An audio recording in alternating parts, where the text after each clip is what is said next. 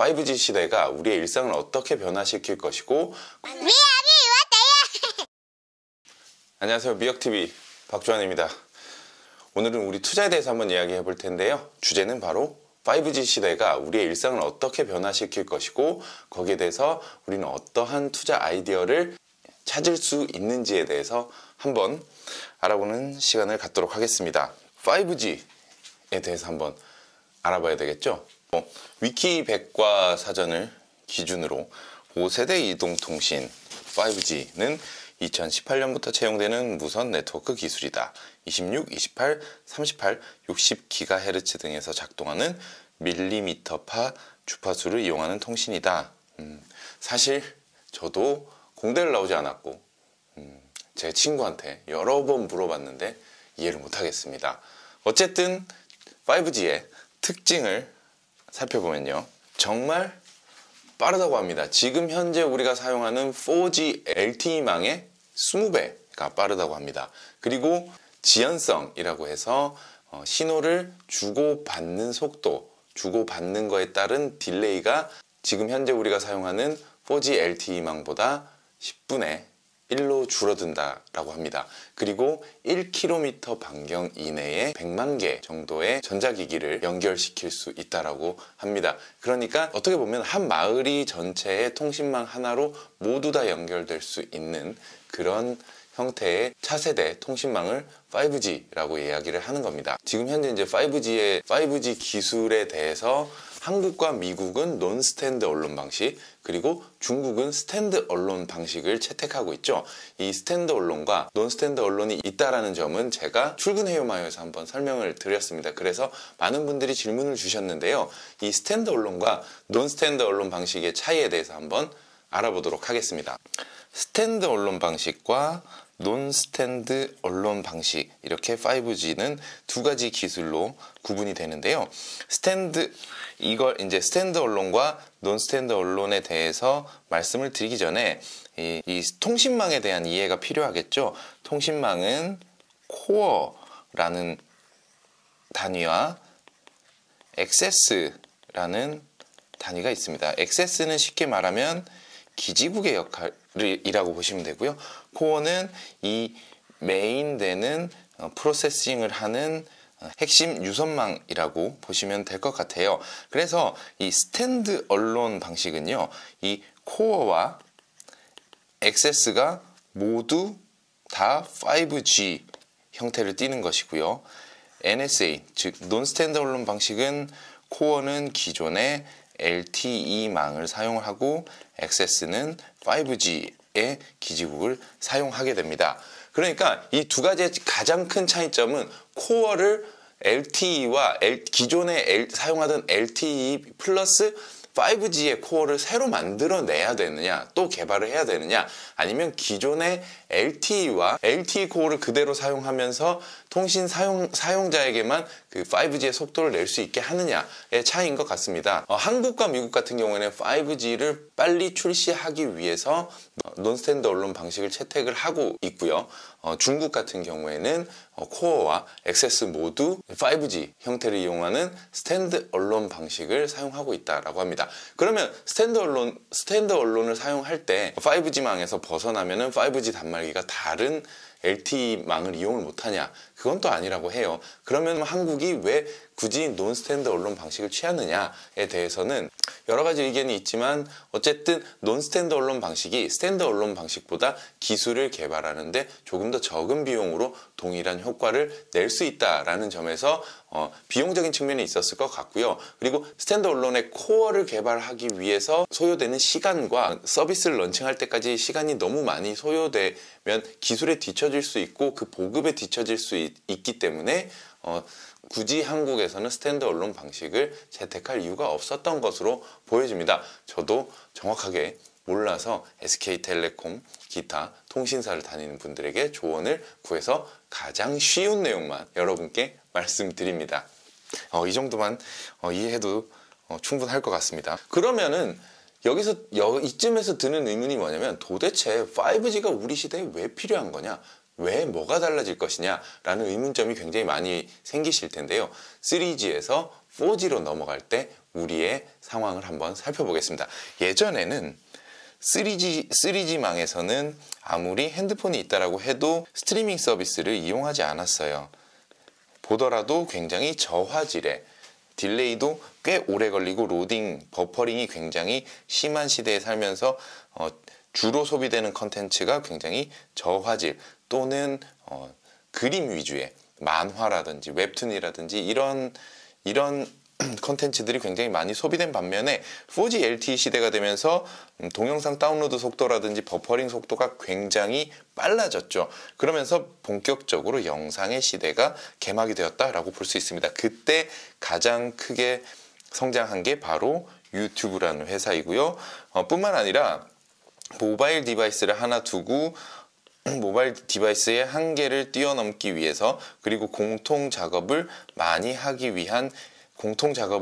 실시하기 위한 클라우드라는 개념이 발생하면서 아마존 웹 서비스, 그 시대에 앞서서 투자를 굉장히 많이 한 아마존 웹 서비스라는 캐시카우를 만들어내게 됩니다. 여러분의 이해를 조금 더 돕기 위해서 도대체 통신망이 빨라지면은 뭐가 더 좋냐, 왜 좋아지는 거냐 라고 많이들 생각을 하실 텐데요. 하나의 예를 들어서 생각을 해보겠습니다.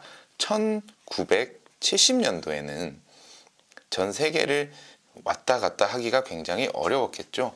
주요 교통수단이 배 또는 철도였습니다. 그런데 1980년도 이후부터는 비행기라는 비행수단이 굉장히 보편화되면서 1970년도에 여기에서 여기까지 왔다 갔다 하는 게 굉장히 많은 돈과 굉장히 많은 시간이 들었다라고 하면은 1980년대 비행기 그리고 각종 기술의 발전으로 전 세계의 무역에는 전 세계를 돌아다니는 각종 물동량들이 폭발적으로 증가를 했겠죠. 그렇기 때문에 이 통신망도 결국에는 비행기, 고속철 같은 발전으로 통신망 자체의 의미를 두기보다는 통신망 자체의 발전의 의미를 두기보다는 오히려 그 발전된 통신망을 이용해서 발전된 인프라 위에 쌓여지는 컨텐츠들이 획기적인 변화를 이루어낼 것으로 생각합니다. 우리나라의 최초로 경부고속도로가 건설되면서 경부고속도로를 깔았던 회사 그리고 경부고속도로를 소유하고 있는 국가가 돈을 많이 번 것이 아니라 그걸 이용해서 충분하게 물동량을 오고 갔던 그 도로를 이용했던 사람들이 돈을 많이 벌게 됐었죠. 그러니까 5G 시대에도 결국에는 통신망을 만들고 기술을 개발하는 회사보다 오히려 그 발전된 기술력을 가지고 그걸 잘 이용해서 그 인프라를 잘 이용해서 뭔가의 사업을 구현하는 회사들이 훨씬 더 많은 돈을 벌 수 있게 되지 않을까라고 생각을 합니다. 결국 5G 시대는 기본적으로 이 클라우드가 조금 더 활성화될 것으로 보여집니다. 5G 시대에 그러면 도대체 어떻게 그 클라우드를 이용해서 기업들이 돈을 벌 것이냐에 대해서 한번 아이디어를 생각을 해보면 우선 CES를 주관하는 CTA라는 기관에서 올해 컨슈머 테크, 컨슈머 기술, 그러니까 소비자들에게 소비자 기술 시장에 대한 예측을 했습니다.